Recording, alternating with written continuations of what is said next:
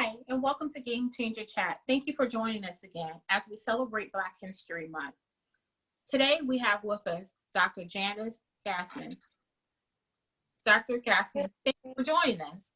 Of course. Thank you so much for having me.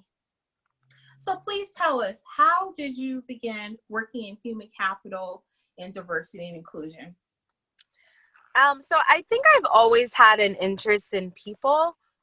In undergrad, I studied psychology, and I was always just really fascinated with understanding people more and ways to make the workplace better. And I think based on my background, my parents are both immigrants, and I think that my interest in in different cultures was piqued by my, I guess, unique background. It's been something that I've always been interested in, and so I would take any opportunity I have to research. And once I took a course in diversity and inclusion in my doctoral program, I think that's what really made me realize, hey, I could do this as a job. And so I guess from there, I just took any opportunity I could. Okay. That's an interesting journey, and I can understand where your passion for diversity and inclusion came from. I read your dissertation, and it dealt with individuals with disabilities and challenges related to employment, specifically bias.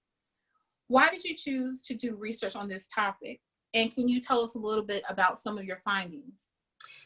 Sure. So I guess I don't have a personal connection to the topic, but I felt like mental illness, and particularly depression, is something that many people are afflicted with, and it's the most prevalent mental illness in the world. So I thought that because of the prevalence of it, at some point in people's life and their work career, most people are going to experience depression or some sort of mental illness. So I thought it was really important to look at it because also it's invisible. And unless you disclose to your employer that you have it, most of the time they're not able to tell. So I thought that it was fascinating in the sense that whereas gender or race are things that we can see, what happens when you disclose something that is not visible? So I really wanted to look at that. And basically what the results or what the findings were are that there are differences in how you're perceived based on how you frame your mental illness. So if you frame your mental illness as something that's internally caused, you will be perceived less favorably than if you frame your mental illness as something that was outside of your control. So I really looked at framing mental illness as a chemical imbalance versus just your inability to deal with life. So it's really, framing is really important if you have to disclose a mental illness to an employer. If you have to disclose, I would just really be mindful of how you frame things. Absolutely. Thank you for that information. That's going to be very beneficial to a lot of people. Dive a little deeper into discussing mental illness. As we know, there's a significant stigma associated with certain disabilities. According to the World Health Organization, approximately 450 million individuals experience mental health conditions worldwide. How do you recommend employers, management, and leadership address the disclosures once employees have disclosed their mental health impairments to them? I think it's really, really important, and employers should know this, that they have to provide a reasonable accommodation for an employee that has disclosed a mental illness.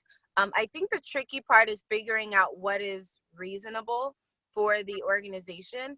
But if an employee is missing work and is reprimanded for their behavior or their absences, and it's caused by a mental illness, but they have not disclosed that to their employer, it can get really tricky. So I think that once an employer discloses, as a manager, as a company, it's your responsibility, and it's based on the Americans with Disabilities Act. You have to provide a reasonable accommodation. You're able to perform your job. That's one thing. But if after getting the reasonable accommodation, you're not able to perform your job, then it could be time to really assess whether the relationship with the employee and the company is necessary. Absolutely. You should be able to perform your job with or without accommodation. Shifting gears a bit, the movie Black Panther has been nominated for numerous awards. I've read one of your articles titled "The Black Panther Can Teach Organizations About Diversity." Can you just tell us a little bit about some of the key points you outlined? Sure. So I think the movie is an amazing movie. If anyone hasn't seen it, it's now on Netflix. So lessons from the movie and the storyline, whether it was leadership and being able to have a successor in place when your leader is has to be ousted for some reason, which we're seeing a lot where leaders are saying things that are inflammatory, and they are being, if you just look at what's going on in Virginia with the governor and at Papa John's, and there's many companies that have experienced this where the company suddenly has to find a new leader.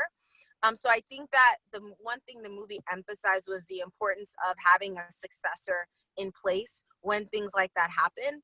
I think the movie also just shows us on a greater scale how important it is to recognize and highlight and celebrate different cultures.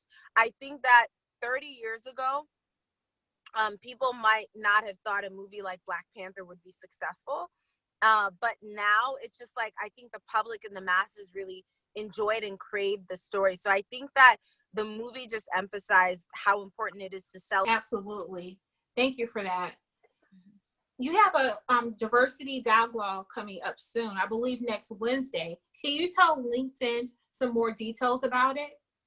Sure. So next Wednesday, February 20th, from 6 to 8 p.m., I am hosting the first of hopefully many diversity dinner dialogues. So basically, it'll be like over pizza. So if any of you guys like pizza and live in New York City, you should come.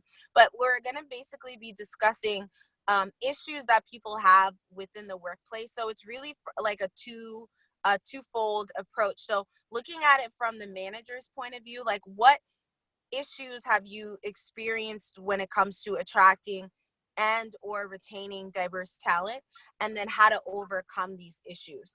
Also, from an employee's standpoint, I really want to hear and discuss what are some issues that employees have with diversity and inclusion, whether it's the fact that there are a lot of microaggressions within the company, whether you feel like as a person of color, your voice isn't heard. I just love to hear what's going on, and we can talk about and discuss solutions. So I really ask that people come with any issues that they may have, and we'll really dive into it in more detail.